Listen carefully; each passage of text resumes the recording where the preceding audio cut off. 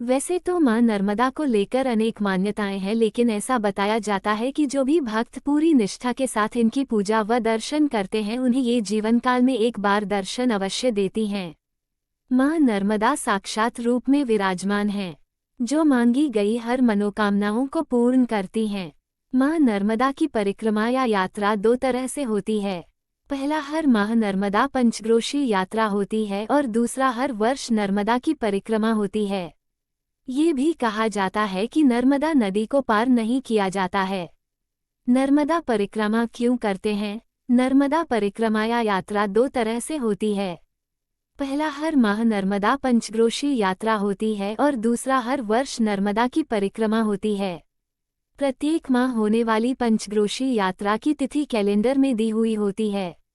पंचकोसी यात्रा नर्मदा परिक्रमा के कई रूप है, जैसे लघु पंचकोसी यात्रा, पंचकोसी, अर्ध परिक्रमा और पूर्ण परिक्रमा। हिंदू धर्म में परिक्रमा का बड़ा महत्व है। परिक्रमा से अभिप्राय है कि सामान्य स्थान या किसी व्यक्ति के चारों ओर उसकी बाहिनी तरफ से घूमना। इसको प्रदक्षिणा करना भी कहते हैं, जो षोडशोपचार पूजा का एक अंग है। नर्मदा परिक्रमा या यात्रा एक धार्मिक यात्रा है। नर्मदा की परिक्रमा का ही ज्यादा महत्व रहा है। नर्मदा जी की प्रदक्षिणा यात्रा में एक और जहां रहस्य, रोमांच और खतरे हैं, वहीं अनुभवों का भंडार भी है। इस यात्रा के बाद आपकी जिंदगी बदल जाएगी। परिक्रमा करने से पापों का नाश होकर व्यक्ति को मोक्ष मिलता है या वह मरने के बाद सद्गति को प्राप्त होता है। पुराणों के अनुसार नर्मदा परिक्रमा करने से उत्तम जीवन में कुछ नहीं। क्यों नहीं करते हैं नर्मदा को पार? पौराणिक मान्यता के अनुसार नर्मदा कुंवारी नदी है, इसकी परिक्रमा की जाती है, इसे नाव से पार नहीं किया जाता है। कहीं भी नर्मदा जी को पार न करें। जहां नर्मदा जी में टापू हो गए वहां भी न जावे, किंतु जो सहायक नदियां हैं नर्मदा जी में आकर मिलती हैं, उन्हें भी पार करना आवश्यक हो तो केवल एक बार ही पार करें। प्रतिदिन नर्मदा जी में स्नान करने से मन और शरीर निर्मल और पवित्र हो जाता है।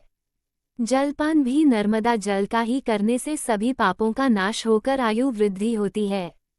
नर्मदा जी वैराग्य की अधिष्ठात्री मूर्तिमान स्वरूप है। गंगा जी ज्ञान की, यमुना जी भक्ति की, ब्रह्मपुत्र तेज की, गोदावरी ऐश्वर्य की, कृष्ण कामना की और सरस्वती जी विवेक के प्रतिष्ठान के लिए संसार में आए हैं।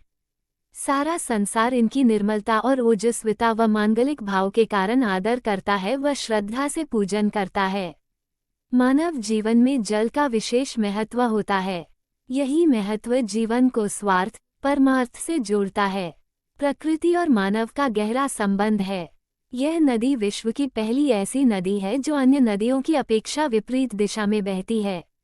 मत्स्य पुराण में नर्मदा की महिमा इस तरह वर्णित है, कनखर क्षेत्र में गंगा पवित्र है और कुरुक्षेत्र में सरस्वती। परंतु गांव हो चाहे वन, नर्मदा सर्वत्र पवित्र है। यमुना का जल एक सप्ताह में, सरस्वती का 3 दिन में, गंगाजल उसी दिन और नर्मदा का जल उसी क्षण पवित्र कर देता है। एक अन्य प्राचीन ग्रंथ में सप्त सरिताओं का गुणगान इस तरह है।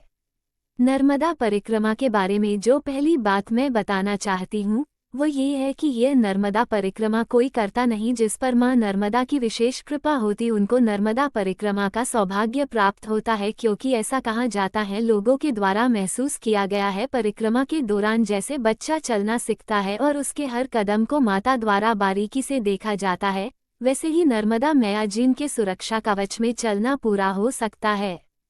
सुरक्षा की आवश्यकता है क्योंकि परिक्रमा के कई हिस्से वास्तव में डरावने हैं। अक्सर हमें कुछ करने की इच्छा होती है और हम अपनी प्रेरणा से प्रेरित होते हैं। मेरे कहानी को देखकर सुनकर आप में से किसी के लिए नर्मदा माई की परिक्रमा करने की इच्छा हुई तो मुझे लगता है कि मेरी कहानी आप तक आना सफल होगा।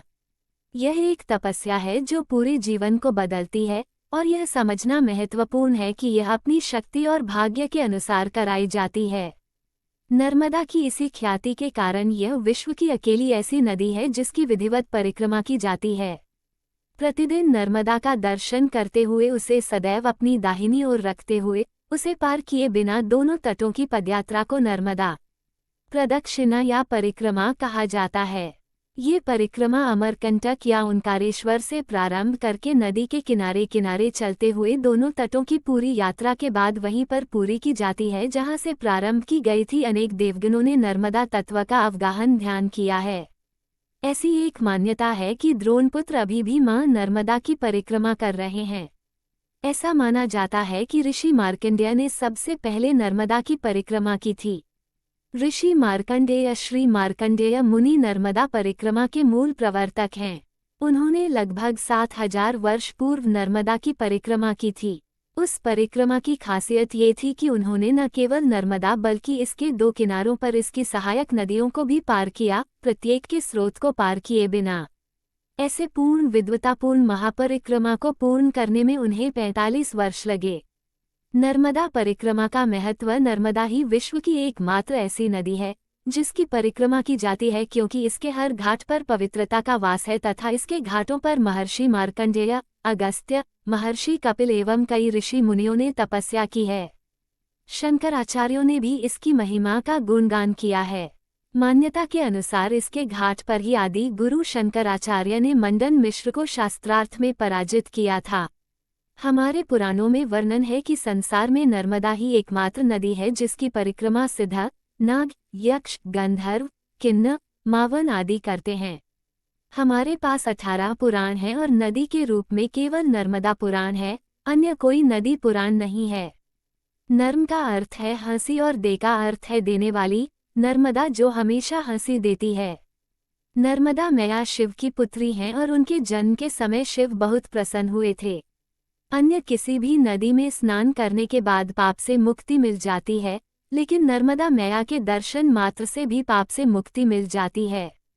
भारत में नर्मदा के कुछ निश्चित भागों में ही विभिन्न प्रकार के बांध पूजे जाने वाले पाए जाते हैं। नर्मदा में कितनी भी बाढ़ आए, वह कभी अपने किनारों से बाहर नहीं गई और न ही कोई नुकसान किया है। एक वरदान है कि बाढ़ आने के बाद भी नर्मदा मैया लुप्त नहीं होंगी।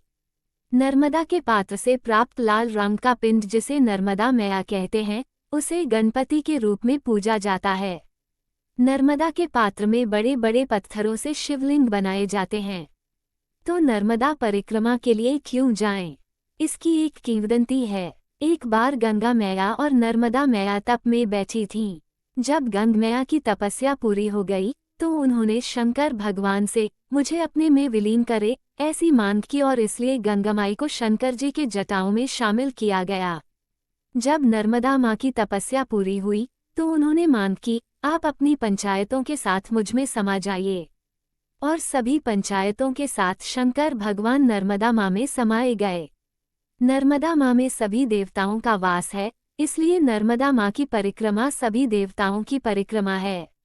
नर्मदा मैया के तट पर ब्रह्मा देव तथा राजा बलि से कई देवताओं, ऋषि मुनि ने तपस्या की और इसलिए नर्मदा तट पर हर पत्थर को शिव के रूप में माना जाता है। यहाँ एक वाक्यांश प्रचलित है जो हर कंकर शंकर ऐसा है और इसलिए परिक्रमा नर्मदा मैया की ही की जाती है। किसी अन्य नदी को परिक्रमा करने का सौभाग्य प्राप्त नहीं हुआ। इसी प्रकार नर्मदा नदी की महानता का वर्णन करते हुए ये कहा जाता है कि सरस्वती में 3 बार स्नान करने का पुण्य मिलता है, यमुना में 7 बार स्नान करने से पुण्य प्राप्त होता है और नर्मदा के केवल दर्शन से ही पुण्य की प्राप्ति होती है। नर्मदा के तट पर कई ताकतें आज भी अदृश्य हैं और उस जगह पर पवित्र कंपन महसूस किए जाते हैं। ऐसी पुरातन मान्यता है कि गंगा स्वयं प्रत्येक साल नर्मदा से भेंट एवं स्नान करने आती हैं। माँ नर्मदा को माँ गंगा से भी अधिक पवित्र माना गया है। कहा जाता है कि इसी वजह से गंगा हर साल स्वयं को पवित्र करने नर्मदा के पास पहुँचती हैं। ये दिन गंगा दशहरा का माना जाता है। नर्मदे हर, नर्मदे हर, नर्मदे हर हर हर। धन्यवाद।